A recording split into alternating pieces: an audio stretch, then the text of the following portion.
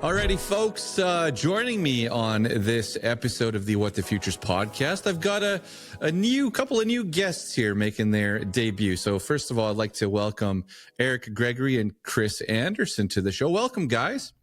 Hi, Ryan. Thanks for having us.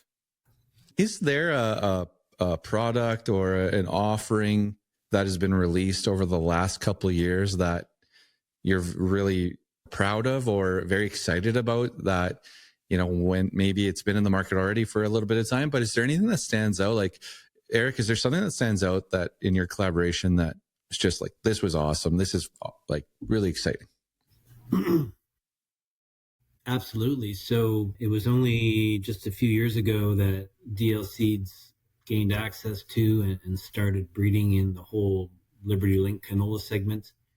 Mm-hmm.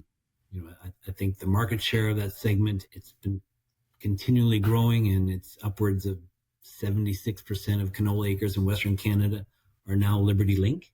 Wow. And so BrettYoung launched its first commercial LibertyLink canola products about 3 years ago. And it's actually quickly become the largest segment for BrettYoung, not only, market-wide, but also for BrettYoung in terms of the volume of canola that we sell.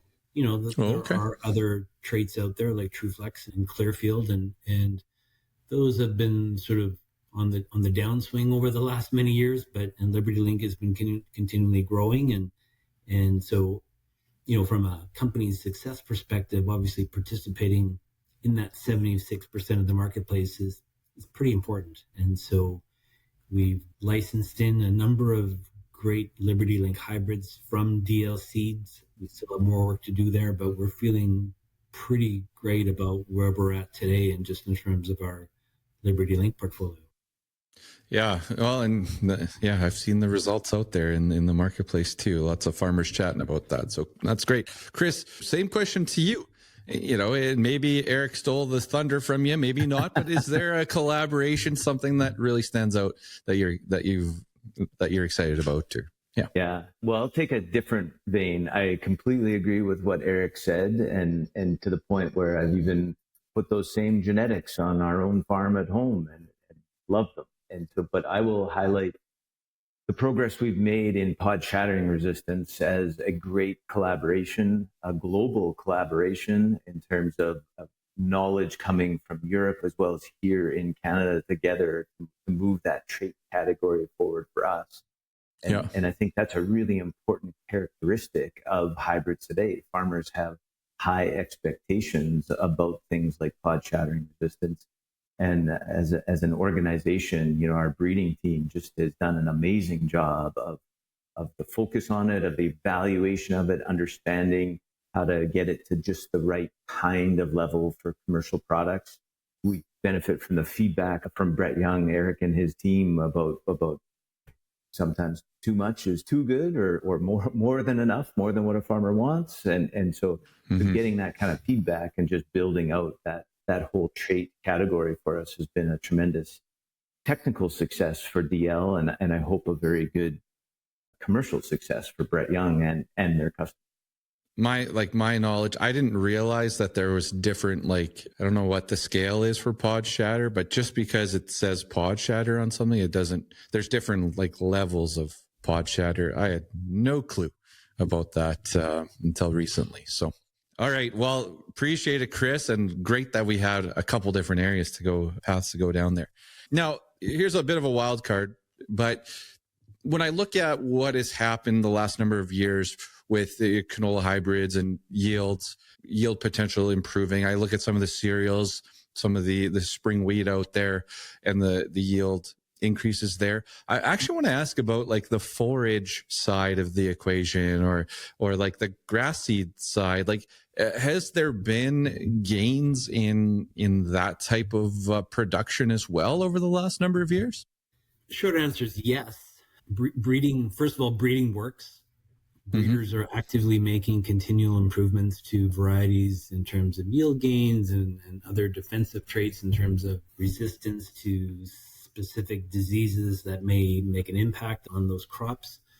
The level of investment, though, in canola would be on a very different plane versus what the level investment would be in turf and forage seeds. There just aren't nearly as many programs involved in those other crop types as there is canola. So canola varieties or sort of hybrids tend to be in the marketplace 5 years, give or take. There may be a forage and alfalfa variety that's been in the market for 25 years, and it's still actually relatively quite good performing versus, some of the other varieties available. So it works the same way. It just moves a little bit slower in the forage and turf world. Sure. Yep. Fair enough. Okay, cool. All right. The other one I had here, maybe this would be the last one, unless we come up with something else comes to mind here. But, we talked about, some past success. Chris, at DL Seeds, is there something here for 2026 and beyond that is something that growers across the prairie should be watching for? Some excitement around a product or technology back there? Yeah, well, I think Eric set the tone for this pretty well with saying breeding works, and so our whole mantra, right, is to do better than the blast sweat products that we develop. So there is always something to be quite excited about. Yield, you're always trying to drive the needle higher and further on yield. So always looking for improvements there for sure. We've got a great disease resistance package in our products, very diverse set of blackleg genes, giving really robust blackleg resistance, stacked clubroot resistance. I think you're going to see more differentiation on newer diseases like verticillium coming out. So we're really excited to see the progress in our pipeline on that front. So really, there's always lots to be excited about because, as Eric said, breeding works. And so every year is another step forward. And sometimes it's kind of funny to think about, the products that are in the marketplace, quote unquote, graduated from the program a few years ago. And so you're already thinking about the next ones and the ones beyond it. So not just in 26, but 27, 28, and 30 and beyond. Very, very exciting things coming ahead. Yep. Awesome. All right. And same question to you, Eric. Anything that you're really looking forward to here in 2026 and beyond product wise? Yeah. Specifically around canola hybrids that BrettYoung is introducing to the market. We introduced two new hybrids last spring, LibertyLink hybrids.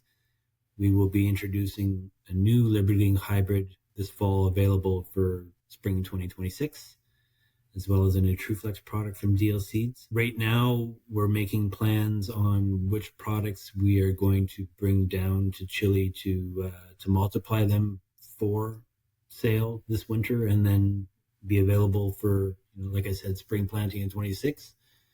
We've got one or two products in particular that, and Chris mentioned before that DL sort of operates in the smaller plot regime of crop research.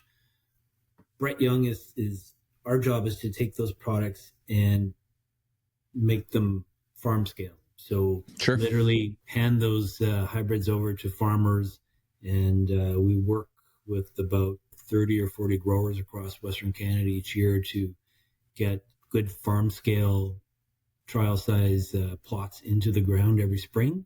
And then the results in those plots help, along with the data that DL provides us, it helps guide the decisions that we make in terms of, which products we want to move ahead with. And so that's getting that farmer experience. It's a really, really important part of the advancement process. And it's been very helpful for us to have that network of growers to work with, to get their comments, to get the yield results and the performance information and so forth. Sure.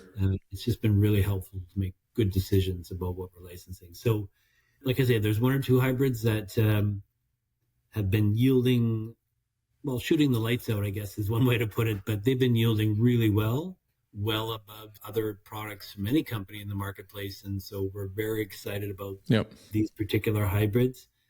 And like I said, we're making plans right now to multiply those in Chile and introduce them to the market for spring of 26.